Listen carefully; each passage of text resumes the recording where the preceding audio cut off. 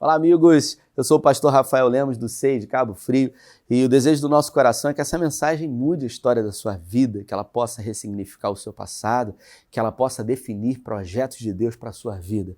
Por isso, seja edificado por ela, compartilhe com o máximo de pessoas possível e que Deus possa mudar a história da sua vida e da sua família para a glória de Deus. Deus abençoe você.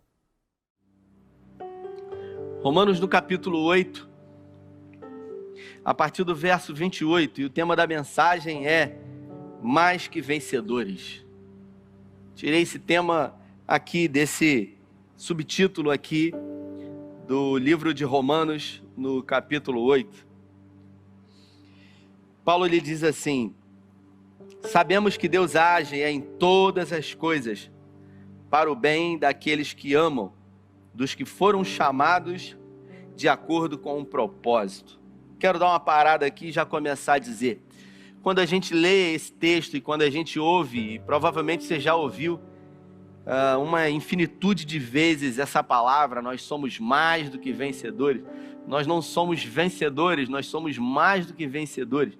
E esse texto, que provavelmente você conhece de cabeça, que diz que todas as coisas cooperam juntamente para o bem daqueles que amam a Deus e são chamados segundo um propósito. A primeira coisa que a gente pergunta é: será que realmente todas as coisas elas cooperam juntamente para o nosso bem? Porque é muito simples a gente ver esse texto aqui quando tudo vai bem na nossa vida, quando tudo está uma maravilha, quando não estamos passando por um momento de adversidade, de luta. Agora, quando tudo diz que não, quando o sol ele vai embora e dá lugar às nuvens cinzentas, ali é que a gente realmente olha para esse texto e diante das adversidades, das impossibilidades, a gente fala: será que realmente isso de alguma maneira vai contribuir, vai cooperar para o meu bem, para um propósito que Deus tem na minha vida? Mas Paulo ele continua dizendo no versículo 29, pois aqueles que de antemão conheceu também os predestinou para serem conforme a imagem do seu Filho, a fim de que ele seja o primeiro entre muitos irmãos. E aos que predestinou também os chamou, e aos que chamou também justificou, aos que justificou também glorificou. Que diremos, pois, diante dessas coisas? Se Deus é por nós, quem será contra nós? Aquele que não poupou seu próprio Filho, antes o entregou por amor a nós, como também não nos dará juntamente com ele todas as coisas? Quem fará acusação contra os escolhidos de Deus? É Deus quem os justifica. Quem os condenará? Foi Cristo que morreu e também ressuscitou e está à direita de Deus e intercede por nós. Quem nos separará do amor de Cristo? Será a tribulação, a angústia, a perseguição, a fome, a nudez, a espada, o perigo? Como está escrito: por amor de ti, enfrentamos a morte todos os dias. Somos considerados como ovelhas destinadas ao matadouro. Mas em todas essas coisas, nós somos mais do que vencedores por meio daqueles que nos amou, por meio daquele que nos amou. Pois estou convencido de que nem a morte, nem a vida, nem os anjos, nem demônios, nem o presente, nem o futuro, nem qualquer poder, nem altura, nem profundidade, nem qualquer outra coisa na criação será capaz de nos separar do amor de Deus que está em Cristo Jesus, nosso Senhor. Vamos orar. Pai, essa é a tua palavra, uma palavra poderosa, uma palavra forte. E nós queremos pedir que o Senhor fale conosco hoje, que o Senhor nos impulsione a sermos verdadeiramente mais do que vencedores. Nós não queremos usar essa palavra como um clichê, como um jargão evangélico.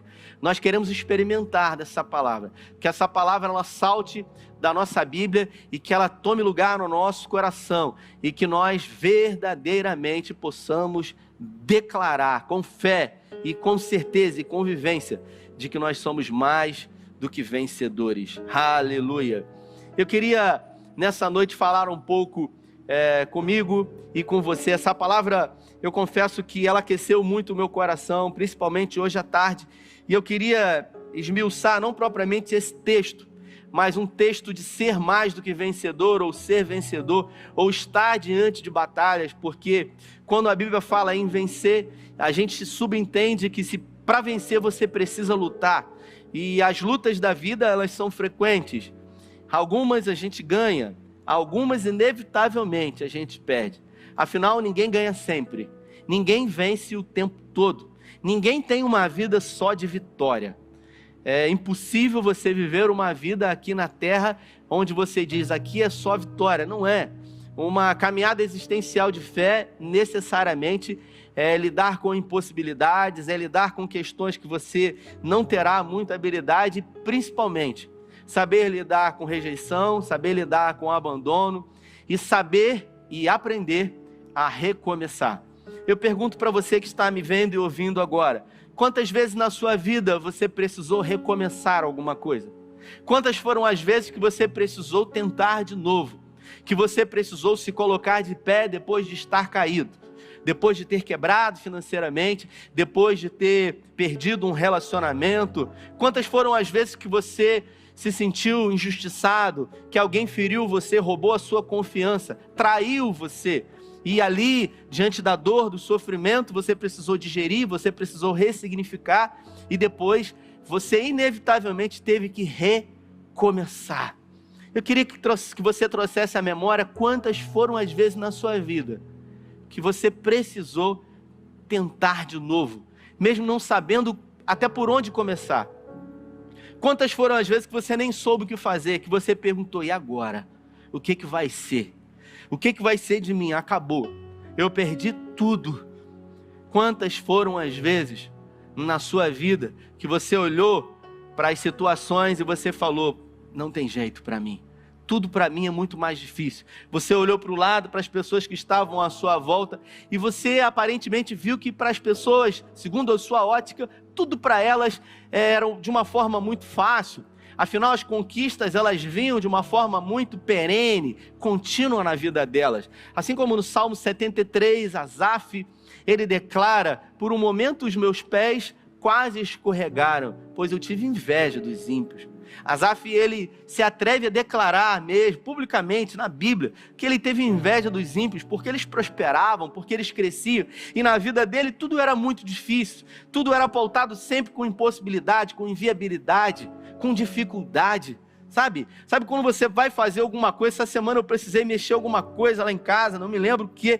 Eu comecei a mexer nos parafusos, quando eu achei que eu ia dar conta do serviço, o último parafuso não saía. Sabe quando sempre tem alguma coisa para dar errado, quando você acha que tudo vai acontecer, quando você acha que vai deslanchar e de repente alguma coisa dá errado, você fala assim, não é possível. E aí você não sabe o que fazer, você tem que chamar pessoas. Foi assim na minha vida. Eu não sei se na sua vida tudo foi muito fácil a vida inteira, mas para mim tudo sempre foi com muita dificuldade, tudo foi com muita luta, tudo foi com muita expectativa, e muitas foram as vezes que as minhas expectativas, elas foram frustradas. Eu tive a oportunidade de ter um tempo com o Luciano Subirá, quando ele esteve aqui, e a gente almoçou junto, ficou umas 4 horas, e eu fiz uma pergunta para o Luciano Subirá. Eu falei para ele, Luciano, eu queria te fazer uma pergunta, eu sou um jovem pastor, e assim eu me considero, e eu considero que você é um jovem, mas não tão jovem como eu. Você já é um pastor que tem uma estrada aí ministerial muito longa. Eu disse para ele, se você, Luciano, pudesse dar um conselho para você mesmo, para aquele jovem que começou, qual o conselho que você daria para você mesmo? Hoje, com a bagagem que você tem, com a maturidade que você adquiriu, qual era o conselho que você daria? E o Luciano, ele falou durante 4 horas sem parar. 4 horas seguidas, ele me bombardeou de conselhos valiosíssimos que eu tenho colocado em prática dia após dia na minha vida. Mas algo de tudo que ele me falou, ele disse, uma das coisas muito importantes que eu aprendi foi a controlar as minhas expectativas. Porque muitas foram as vezes que eu coloquei muitas expectativas, que eu achei que as coisas iriam acontecer no meu tempo, na hora que eu desejava. Afinal, tudo aquilo que eu tenho controle, eu consigo fazer com que o tempo seja determinado por mim. Mas aquilo que nós não controlamos, nós não conseguimos, obviamente, fazer com que as coisas aconteçam. E é assim nas nossas vidas. E foi assim na vida de um personagem que eu queria tratar e falar sobre ele aqui, nessa noite com você. Você que veio aqui E o nome desse personagem na tradução egípcia é Zafanate-Paneia, mais conhecido como José do Egito. Um homem que é conhecido como um sonhador, o filho mais novo de Jacó, de Israel. Um homem que recebeu 2 sonhos do Senhor. E ele não pediu para que o Senhor desse sonhos a ele não pediu para ser absolutamente nada. Simplesmente, as Escrituras dizem que ele sonhou que os seus irmãos e que os seus pais se prostravam diante dele, de uma forma figurativa. E ao apresentar os seus sonhos para os seus pais ali, ele recebeu o ódio dos seus irmãos, ele recebeu inveja dos seus próprios irmãos. A primeira coisa que eu aprendo com isso é que nós devemos estar muito atentos para quem nós compartilhamos os nossos sonhos, principalmente os sonhos que foram declarados de Deus para as nossas vidas. Porque somente aqueles que receberam a visão dos sonhos, eles terão a capacidade de discernir de que é viável, de que é possível que se torne realidade, mesmo que no primeiro momento tudo diga que não. Afinal, ele era um jovem, um adolescente de 17 anos. E quando os irmãos ouviram dizer isso, ainda mais desejaram matá-lo. José, desde cedo, ele teve que lidar com o rancor dos irmãos, com a ira, com o ódio dos da própria casa. Os maiores gigantes que ele venceu na sua vida não foram vencidos lá na frente, pelo contrário, foram vencidos nos primeiros anos da sua vida, quando os seus irmãos o odiavam também, porque Jacó fazia predileção, afinal ele era o seu filho da velhice. E eu aprendo com isso que na vida de José, o patriarca, nada teve um início muito fácil, porque os seus irmãos desejaram matá-lo, lançaram ele numa cova, e ali, diante daquela cova, quando ele pastoreava as ovelhas do seu pai, José, ele precisou recomeçar pela primeira vez na sua vida. Ali, de príncipe, de filho de um patriarca milionário da época, ele se transformou em ninguém dentro de uma cova, gritando por socorro, pedindo que os seus irmãos tivessem misericórdia dele, e tudo que os seus irmãos queriam era matá-lo. Havia uma briga entre os próprios irmãos do que iriam fazer com ele, até que um teve a ideia de tirar um dinheiro sobre a venda dele. Os ismaelitas, eles passavam por aquela região em direção ao Egito, retiraram ele daquela cova, daquela espécie de cisterna, e venderam ele para os ismaelitas, que levaram ele para o Egito. Se você ler o livro de Gênesis, lá na frente, o capítulo 46, 47, você vai observar que enquanto os ismaelitas levavam José, ele gritava, ele bramava no seu espírito com toda a sua força para os seus irmãos, para que eles não fizessem isso, para que eles não o vendessem. Afinal, agora, de um príncipe, filho de Jacó, ele se transformou num escravo, não tinha sequer a dignidade. José havia perdido agora o seu próprio nome, o seu legado, a sua família, distante do seu pai que tanto amava, da sua mãe e dos seus irmãos que, apesar de odiarem a ele, ele nunca externou nenhum sentimento contrário, porque os algozes de José nunca conseguiram tocar nele ao ponto de fazer com que ele se transformasse nos próprios irmãos, sendo dominado pelo ódio, pela raiva, pelo rancor e desejando o mal dos próprios irmãos. Mas é claro que José agora, sendo vendido, provavelmente numa espécie de corrente, numa caravana em direção ao Egito, pela segunda vez, ele precisou recomeçar a sua vida. Ele precisou abrir mão daquela vida boa que ele tinha, sendo pastor de ovelhas, mas o seu pai havia herdado tudo do seu avô, e por isso, na época, já era um homem muito próspero, muito rico. José, ele teve que abrir mão daquilo tudo, afinal ele não tinha opções. Ele precisou olhar para a situação dele e, diante daquela situação, recomeçar, sem mesmo saber por onde, sem mesmo saber o que iria acontecer no dia seguinte.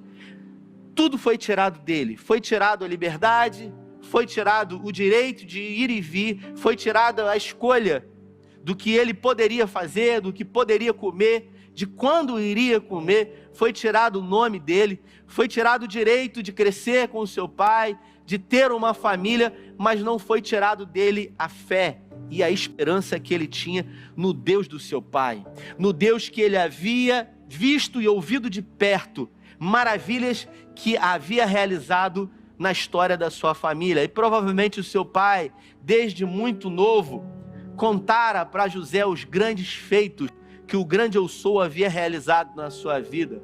Ao chegar no Egito, José, ele é colocado no mercado de escravos, e ali ele é comprado por um homem chamado Potifar, um homem que ocupava um cargo poderoso na corte. E ali, novamente, José, ele precisou recomeçar. Agora, sendo um escravo comprado de Potifar, fazendo os trabalhos braçais na casa de Potifar, começando absolutamente do zero, não sabendo fazer nada que não fosse cuidar das ovelhas do seu pai. Agora ele precisou se reinventar, ele precisou fazer com que a sua melhor versão surgisse e que ele conseguisse fazer com que o seu Senhor achasse graça aos seus olhos. No livro de Zacarias, no capítulo 9, o profeta Zacarias, ele declara para o povo de Deus: não despreze os pequenos começos. E são nos pequenos começos que grandes coisas e extraordinárias coisas acontecem. Se você observar na história de pessoas comuns que aos olhos naturais não tinham possibilidade de se tornar referência, de se tornar até resposta de oração para uma nação, para uma cidade, para uma família, se transformaram a partir do momento em que realmente decidiram se posicionar. No sábado, nós tivemos aqui um jovem amigo, que hoje é médico, Rafael Duarte, né? Foi entrevistado pelo Glautinho, e um amigo que me lembro ter visto ele chegar na igreja que me converti pela primeira vez, um jovem que morava num bairro em Cabo Frio chamado Jacaré, e aquele jovem colocou no coração dele um desejo de se tornar médico. Estudou a vida inteira numa escola pública e não havia feito sequer um curso vestibular. Como alguém que jamais tinha sequer dinheiro para pagar um curso vestibular iria passar numa faculdade de medicina federal? Muitas pessoas se levantaram e diziam para ele: olha, se você não fizer o vestibular, você não vai conseguir passar. Mas ele resolveu crer contra a esperança. Ele resolveu acreditar que aquilo que Deus havia declarado sobre a vida dele tinha autoridade se tão somente ele se posicionasse. Afinal, a Bíblia fala que nós somos mais do que vencedores, por isso o céu é o limite. Hoje um médico renomado que tem tentado aí já validar o seu diploma nos Estados Unidos e num processo bem avançado. Qual é o seu sonho? Qual é o desejo do seu coração?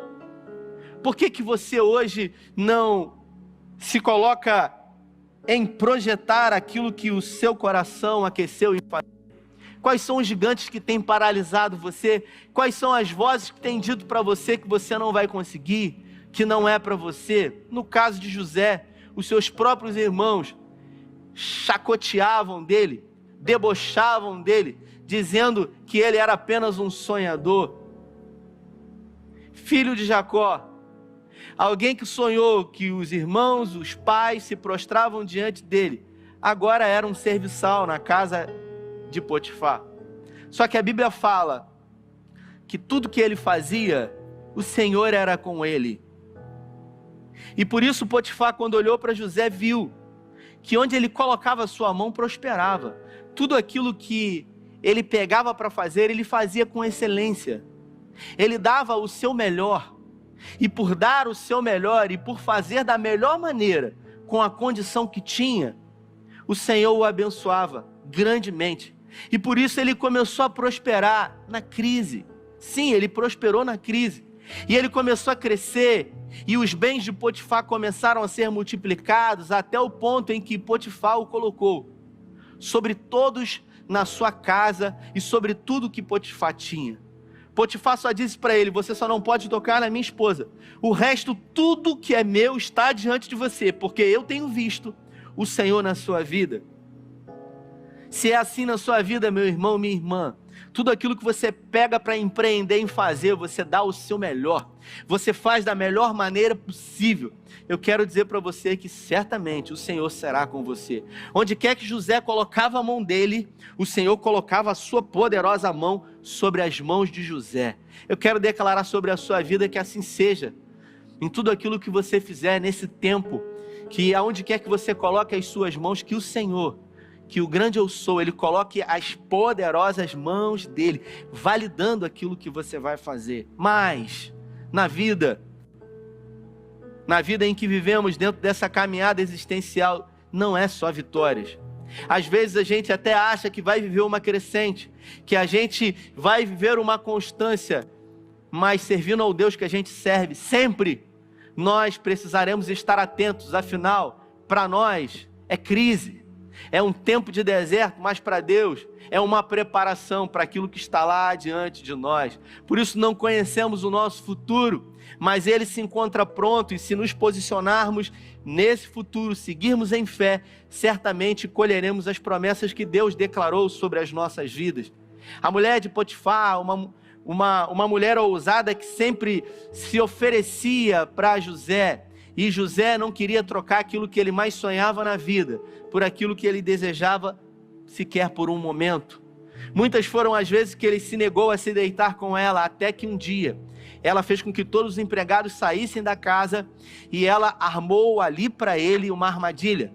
Só que ele, mais uma vez, honrando ao Deus que ele servia, mesmo sendo um homem ali formado com um desejo natural da humanidade do homem, ele não se prostrou. Sabe por quê? Porque José, ele tinha princípios.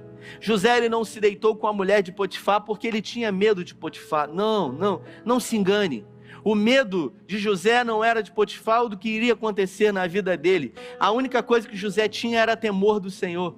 E a Bíblia fala que o temor do Senhor é o princípio da sabedoria. E quando eu e você temos o temor do Senhor acima de todas as coisas nas nossas vidas, Ele é que cuida de nós, Ele é que nos surpreende, Ele é que faz com que as coisas elas tomem uma proporção maior na nossa vida, mostrando que Ele é o Deus das nossas vidas. As pessoas olharam para essa situação e viram que ele, mais uma vez, pela segunda vez, foi acusado injustamente de algo que ele não fez. Os irmãos disseram que ele queria se colocar sobre eles. Isso era uma inverdade. E agora, a mulher de Potifar disse que ele queria a violentar. José, novamente, precisou se reinventar. Ele precisou recomeçar.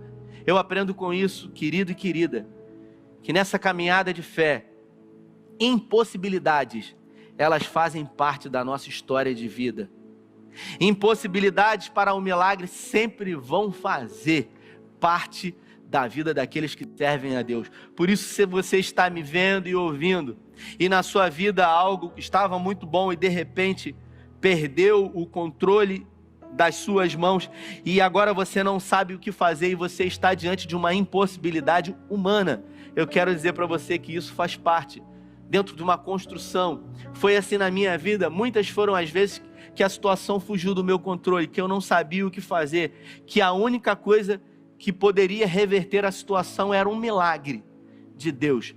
Ontem o meu filho fez 2 anos de idade, o Tito, e nós, durante quase 10 anos, vivemos uma grande impossibilidade. Mesmo sendo um pastor, mesmo sendo alguém que temia o Senhor, como eu temo acima de todas as coisas, mesmo sendo um sacerdote, houve na minha vida e na vida da minha família uma impossibilidade, mostrando para nós que a caminhada existencial de fé é uma caminhada que vai exigir de nós uma fé maior do que aquilo que os nossos olhos podem ver, porque nem tudo vai sair de acordo com a nossa vontade. Mas quando nós confiamos no Senhor, quando nós depositamos nele a nossa esperança, sempre o Senhor vai nos surpreender, porque os sonhos de Deus são maiores do que os nossos. Por isso eu quero declarar sobre a sua vida, que você decida nessa noite sonhar, não os teus sonhos, porque os nossos sonhos eles são pequenos demais. Bom é sonhar os sonhos de Deus. Nem olhos viram, nem ouvidos ouviram, nem jamais chegou ao coração do homem aquilo que o Senhor tem preparado para os seus filhos.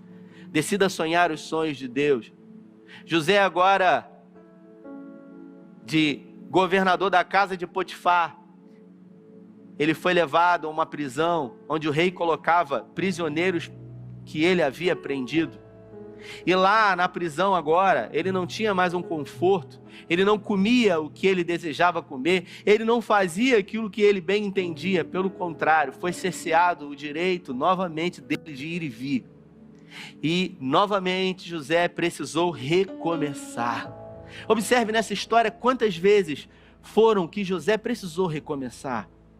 E eu trago essa mensagem para você hoje, que precisa se reinventar, que precisa recomeçar, que o ramo de atuação que você faz para a sua subsistência já não é mais como era, e por isso você precisa dar um upgrade, você precisa se reinventar, você precisa pensar fora da caixa.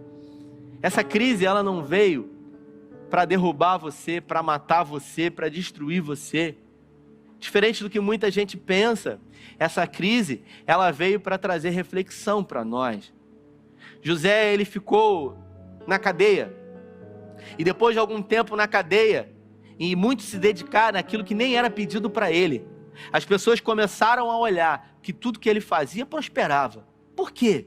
Porque ele fazia com toda a sua força, ele fazia de todo o seu coração, ele se dedicava em tudo que ele fazia, e por se dedicar e temer ao Senhor em tudo que ele fazia, a Bíblia fala que o Senhor era com ele, e por ser com ele, ele prosperava, ao ponto do carcereiro-chefe colocar todas as coisas sobre o governo de José. José tinha a chave da cadeia, mas ele não ousava quebrar um princípio de fugir daquele lugar, porque quem tem propósito de Deus, quem tem uma palavra do Senhor, sabe que mais cedo ou mais tarde, por pior que possa ser a situação, ela se reverterá num grande milagre.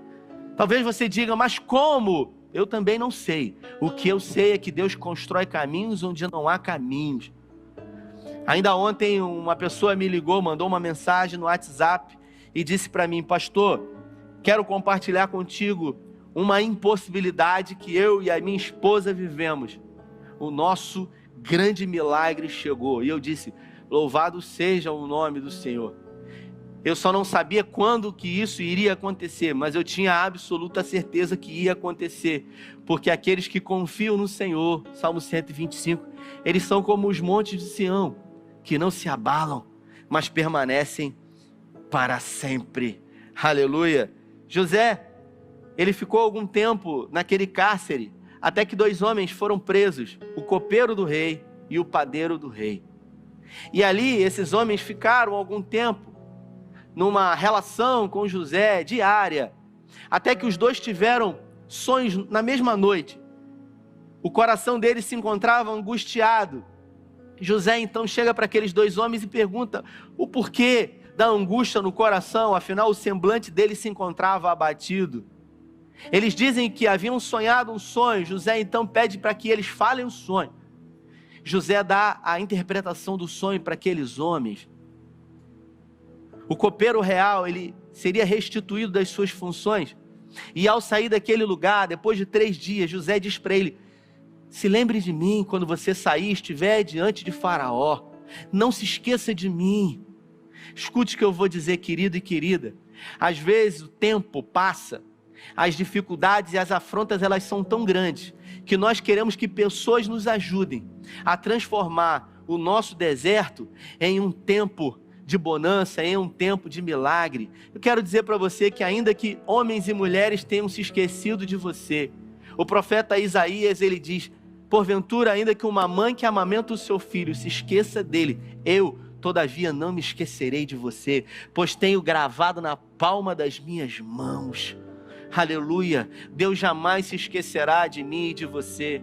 Talvez nesses últimos dias você tenha contado com pessoas, você tenha condicionado a sua expectativa em pessoas, você tenha até falado com pessoas e dito para essas pessoas, ei, não esqueça de mim, se lembre de mim. Você tem enviado um currículo seu, você tem condicionado uma porta de esperança em pessoas. Eu quero declarar sobre a sua vida, decida tão somente confiar em Deus, decida tão somente esperar nele, porque aqueles que confiam verão a glória de Deus. Aleluia. Eu me lembro de um homem, um missionário chamado George Miller, um homem que até os 17 anos de idade já havia passado por prisões, por pequenos delitos, por uso de drogas, e depois de passar por uma prisão, o seu pai colocou ele para estudar num outro estado, e lá ele foi convidado para uma reunião, onde as pessoas se reuniam e liam a palavra. George Miller, ele foi àquela reunião, e lá, ao ouvir a palavra de Deus ser declarada, ele entregou a sua vida a Jesus, e ali ainda jovem, ao se render ao Senhor, ele dedicou toda a sua vida a pregar o Evangelho. Um grande evangelista que o mundo teve a oportunidade de fazer com que mais de 100 mil crianças fossem alimentadas e sustentadas. 5 grandes orfanatos ele criou. Um homem de oração, orava insistentemente para que todas essas crianças fossem alimentadas. Ele pedia ao Senhor que enviasse recursos. Milhares e milhares de dólares eram necessários para alimentar a quantidade de crianças que ele abrigava nos 5 orfanatos. George Miller nunca pediu R$1 para ninguém que não fosse o Senhor. E todas as vezes que ele se encontrava diante de uma grande necessidade e precisava de um milagre, às vezes para dar o almoço àquelas crianças, ele dobrava os seus joelhos e ele clamava. E sempre, quando todo mundo achava que já não ia mais acontecer, o Senhor mandava até mesmo pessoas ímpias para abençoar e para mostrar que Ele é Deus. Depois da morte de George Miller, foi encontrada uma caderneta de oração. Ele tinha por frequência anotar as suas orações. As orações que ele fazia, ele anotava. E para nossa surpresa, ele também anotava as orações quando elas eram respondidas. E pasmem vocês, foi achada uma caderneta com mais de 10 mil orações feitas e respondidas pelo Senhor. Aleluia, um grande homem de Deus. E todas as vezes que George Miller se encontrava diante de uma impossibilidade, perguntavam para ele: você não acha que essa situação ela pode não acontecer? Você não acha que se porventura não der certo, o Senhor pode se esquecer de você? O que você tem a falar sobre isso, George Miller? Ele dizia: se Deus falhar comigo hoje, será a primeira vez, porque Ele nunca falhou e jamais falhará. Aleluia, esse é o nosso Deus. Deus nunca falhou com você, querido e querida, e Ele jamais falhará comigo e com você, porque Deus ele tem um controle de todas as coisas. Ele conhece início, meio e fim. Por conhecermos um pouco daquilo que lembramos do nosso passado e um pouquinho do nosso presente, ficamos ansiosos, ficamos preocupados com aquilo que sequer aconteceu e achando que já é o fim. E quando tudo diz que não, e quando a gente quase que entrega os pontos, Deus ele se levanta e nos surpreende, mostrando que Ele é Deus, construindo caminhos onde não há caminhos, mostrando para nós que Ele faz o que Ele faz para mostrar para todos que Ele é o Deus poderoso das nossas vidas. E lá no cárcere, depois de 2 anos, sendo esquecido pelo copeiro, um dia, Faraó, ele tem um sonho, na verdade 2 sonhos, e esses sonhos o intrigaram muito, ao ponto de fazer com que ele chamasse todos os sábios da época para que eles revelassem os sonhos que ele havia tido. E agora ele queria que quem revelasse o sonho dissesse também a interpretação. E foi agora que foi lembrado desse homem depois de 2 anos. Talvez você se pergunte por que Deus permitiu que ele ficasse durante 2 anos dentro do cárcere. Havia necessidade, não bastava que ele tivesse uma passagem rápida por aquele cárcere, talvez 2 dias, talvez 1 semana, tudo bem, um pouco mais de tempo, 2 meses, mas não 2 anos, 24 meses, é muito tempo, porque nós estamos presos ao tempo. Aquilo que para eu e você é tempo, para Deus é preparação, é escola, é teste. Afinal de contas, ele estava sendo preparado e não sabia para governar todo o Egito, aprendendo primeiro a governar com um pouco que era recebido naquela masmorra, naquela espécie de prisão. Afinal, os recursos ali, eles eram muito pequenos, mas ainda assim com destreza. Porque é na ausência que nós sabemos aprender a cortar os gastos. E por falar em gastos, nesse tempo de quarentena, nunca se pensou tanto em cortar despesas como você hoje está tendo a oportunidade de fazer isso na sua vida. Nunca se pensou tanto em quanto dinheiro foi jogado fora. Semana passada eu conversava com um empresário que disse para mim: pastor, na minha loja eu cheguei a ter 8 pessoas. Hoje eu vejo claramente que o papel que 8 pessoas faziam, sem sombra de dúvida, 4 pessoas vão fazer. Por isso eu tomo como lição de aprender a gerir e administrar bem os meus recursos. Porque o importante não é quanto você ganha, e sim da maneira que você gasta. Prosperidade não tem nada a ver com a quantidade de dinheiro que tem, e sim de que forma você administra e de que forma você empreende esse dinheiro. O lugar do dinheiro é no nosso bolso, e não no nosso coração e nem na nossa cabeça. Por isso existem pessoas correndo atrás do dinheiro, assim como o cão que corre atrás do seu próprio rabo, e o dinheiro vive correndo dessas pessoas. O problema de quem gasta muito, o problema de quem gasta mais do que ganha, não é dinheiro. Quem gasta mais do que ganha não precisa de dinheiro, precisa aprender a administrar o dinheiro. Porque se tem 1.000, gasta 2.000. Se tem 4.000, vai gastar 8.000. O problema dessa pessoa não é dinheiro. E essa pessoa vive achando que ela precisa de dinheiro. Ela não precisa de dinheiro. Ela precisa aprender a lidar com o dinheiro. E de que maneira aprender a lidar com o dinheiro, se não na crise, se não na adversidade, se não na escola da vida? Por isso encare esse tempo que você passou e ainda está passando de quarentena como uma grande escola da vida, onde você vai ser testado, provado e aprovado por Deus para gerir os seus negócios de uma maneira como nunca, para prosperar em Deus como você nunca prosperou. Nunca se pensou em tantas coisas, em tantas formas de ganhar dinheiro como agora. Pessoas que davam aula resolveram fazer máscaras, e eu tenho recebido mensagem que essas pessoas têm sido prósperas. Pessoas que eram administradores resolveram fazer doces em casa e o negócio começou a dar muito certo. Irmãos da nossa igreja que batiam fotografia, ontem pedi em casa uma comida maravilhosa, e a gente acaba percebendo os talentos que Deus tem dado. É no tempo da adversidade que os talentos que recebemos pelo Espírito Santo, eles saltam aos nossos olhos. E foi assim com José. Agora, sendo governador do Egito, afinal, ele disse para Faraó: o Senhor vai precisar de alguém para gerir tudo isso, pois 7 anos de muita fartura virão, mas depois desses 7 anos de uma grande miséria virá sobre esse lugar. Ele resolveu então colocar José, Faraó, sobre todas as coisas. Tirou o anel do seu dedo, deu para José e falou: abaixo de mim ninguém manda como você.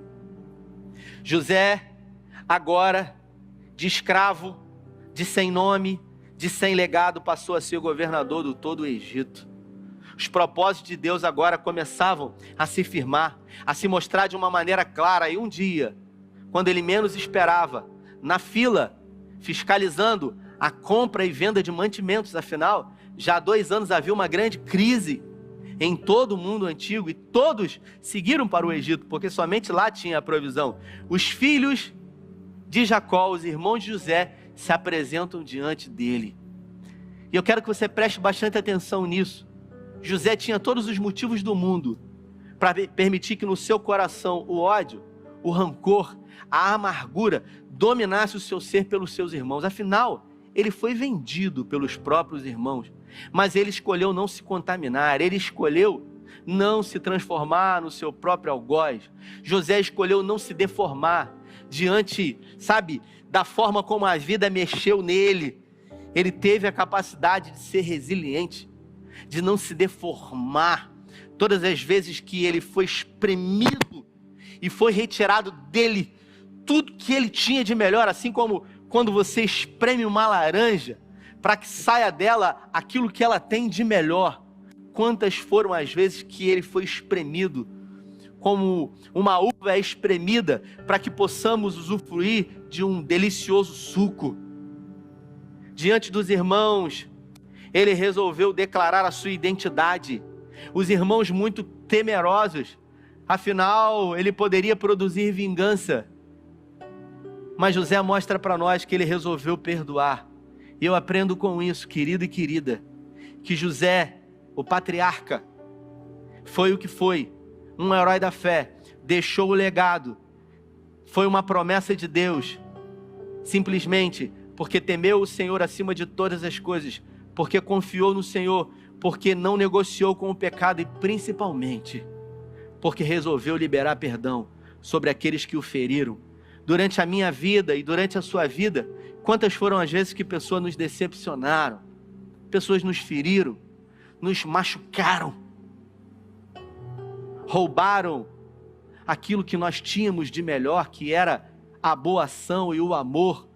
E quantas foram as vezes que você resolveu ficar magoado, ficar sentindo e ressentindo tudo isso? Alguém disse que o perdão é uma ponte que precisa ser construída, que precisa ser passada, e se você não perdoar, você vai destruir a única ponte que inevitavelmente você precisa passar por ela. Nós estamos diante da mesa, da ceia do Senhor, e por falar em ceia, é impossível lembrar desse memorial sem nos lembrar do perdão.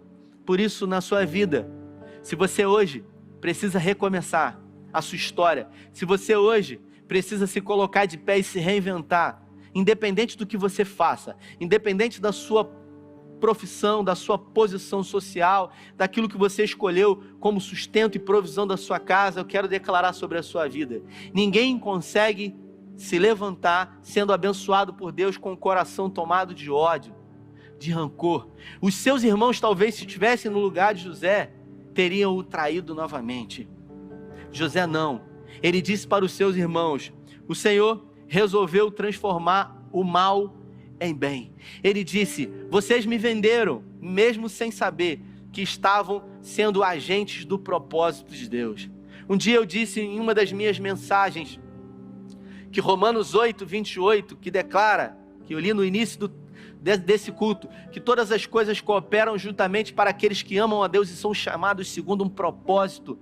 Romanos 8, 28, em outras palavras, quer dizer que tudo, se você for fiel ao Senhor e manter o seu coração limpo diante dele, tudo vai te empurrar para a promessa de Deus. Por mais que você não veja, por mais que as coisas ao primeiro momento não se mostrem, todo o seu caminhar vai empurrar você para o cumprimento da promessa de Deus. E quando os irmãos se prostraram diante dele, ali, ele chorou e se lembrou do sonho que Deus havia dado para ele. Quando eu olho para a história da minha vida, querido e querida, eu não vejo outra coisa que senão a bondade do Senhor. Eu sou grato ao Senhor nos mínimos detalhes. A minha esposa deve estar me vendo e assistindo, e ela é testemunha disso. Em tudo na minha vida eu dou graças ao Senhor. E eu até brinco com ela. Muitas são as vezes que eu digo para ela: você sabe como que é o nome disso, Carla? E ela fala: como? E eu falo: bondade do Senhor. Ontem a gente fez um bolinho pro Tito, e a gente foi pegar o bolinho. Ela encomendou o bolinho, e aí ela encomendou o bolinho pequeno, e ela disse para a moça: a senhora é fulano de tal? Ela disse: sou. Eu acho que a senhora é mãe de uma aluna que foi minha, e que eu tive um carinho muito grande por ela. E aí aquela moça disse: que bom, que legal, é exatamente a minha filha. E aí quando Carla foi pegar, a Carla encomendou um bolinho pequeno, e quando ela foi pegar o bolo, a mulher fez um bolão grandão. E aí ela falou assim: olha, porque você falou da minha filha, e eu, de uma forma muito carinhosa, quero, fazer esse mimo para você. E eu no carro dirigindo com Carla, eu falei para ela: sabe como que é o nome disso, Carla? Ela falou: sei, bondade do Senhor. Eu falei: não, é bondade do Senhor, mas é outra coisa também, semeadura. Porque quando a gente semeia, a gente vai colher. Gálatas 6:7 diz que ninguém pode escarnecer do Senhor. Aquilo que o homem semear, certamente ele colherá. Eu pergunto para você: o que você tem semeado? O que você tem lançado sobre o chão? Que tipo de semente você tem lançado? Se você tem recebido ódio, se você tem recebido desprezo, se você tem recebido traição, eu quero dizer para você: não escolha fazer o mesmo pelas pessoas. Decida semear amor a despeito do ódio. Decida semear preocupação a despeito da indiferença, porque aquele que semeia, certamente ele colherá. Uns confiam em carros, outros confiam em cavalos, uns confiam em governos atuais, outros confiam em estabilidades. Nós todavia, confiamos tão somente no Senhor. Eu tenho ouvido nos últimos dias muitos milagres que o Senhor tem produzido. Há pouco tempo atrás, algumas semanas atrás, uma jovem me mandou uma mensagem de uma situação, de uma dívida que tinha, de um valor muito significativo, e ela disse para mim: olha, Deus fez na minha vida, Deus me surpreendeu de uma forma absurda, quando eu jamais poderia imaginar que Ele ia fazer. O que é isso senão bondade do Senhor? O que é isso senão o Senhor agindo por nós? Por quê? Porque Deus conhece o nosso coração. Deus conhecia aquele jovem de 17 anos e sabia que aquele jovem poderia ser governador e que durante todas as fases desse processo, ele não se deformaria, ele seria o mesmo. Escute o que eu vou dizer para você: quando José colocou o anel de Faraó no dedo, diante dos seus irmãos, você sabe no que ele se transformou? No mesmo homem que ele sempre foi. Ele não mudou, ele não adulterou. Por isso, escute o que eu vou dizer: permaneça o mesmo. Permaneça fiel ao Senhor e aos propósitos de Deus na sua vida. Tem gente que não tinha nada, ganhou um pouquinho, já se transformou em alguém pior. E essas pessoas, elas acham que Deus vai fazer na vida delas e vai continuar fazendo na vida delas. Na vida a gente colhe aquilo que a gente planta. E escute isso: tão importante do que aquilo que você faz é a motivação que leva você a fazer o que você faz. Por isso, decida confiar no Senhor, decida esperar dEle, decida ter a sua vida pautada numa vida de milagres, esperando no Senhor. Eu me dirijo a você que está me vendo e ouvindo agora, que se encontra sem saber o que fazer na sua vida, tendo que recomeçar a sua história de vida, sem saber por onde recomeçar. Mas eu quero dizer para você: comece pelas coisas mais simples e mais básicas. Comece sendo grato e grata ao Senhor por tudo que Ele tem feito na sua vida. Agradeça ao Senhor, mesmo não tendo nada. Agradeça ao Senhor, porque você tem a vida. Se você tem a vida, você tem a oportunidade de continuar trilhando. É o Senhor que levanta, é o Senhor que abate. E a Bíblia fala que Deus, Ele exalta os humildes, mas Ele abate os soberbos, porque Ele é soberano. Ele faz o que Ele quer, com quem Ele quer, a hora que Ele quer, do jeito que Ele quer. E eu quero declarar sobre a sua vida nessa noite de domingo, que Deus vai fazer na sua vida, segundo a motivação do seu coração. Que nessa noite você possa se entregar a Ele, que nessa noite você possa render a Ele a sua gratidão por aquilo que você tem. Você não vai ver José na cova dizendo: Senhor, mas o Senhor me prometeu que os meus irmãos, e agora eles me venderam. Você não vai ver ele no mercado de escravos chorando e dizendo: o Senhor me prometeu, o porquê que isso está acontecendo comigo. Você não vai ver ele na casa de Potifar sendo injustiçado e levado para a cadeia, dizendo: por quê? Logo agora que eu cresci um pouquinho. Você vai ver ele em tudo dando graças ao Senhor. Você vai ver ele entendendo que todas as coisas cooperam juntamente para o bem daqueles que amam a Deus e são chamados segundo um propósito. Eu quero dizer para você, querido e querida, quem conhece o seu coração, pode tirar aqui, por favor. Quem conhece o seu coração é Deus. Escute isso. O Senhor conhece as motivações do seu coração. E se há muito tempo você tem pedido, você tem orado, você tem clamado e o milagre não tem acontecido na sua vida, eu quero que nessa noite você reavalie as suas motivações. Eu quero que nessa noite você alinhe as suas motivações com as motivações certas para você ver o milagre de Deus na sua vida. A graça de Deus, ela não é justa. A graça, ela é injusta. Por isso ela alcança as pessoas que não merecem. Ela alcança os desprezíveis. Ela alcança os insignificantes. Ela alcança aqueles que não são e coloca eles no lugar de honra. E eu quero declarar que Deus vai fazer na sua vida.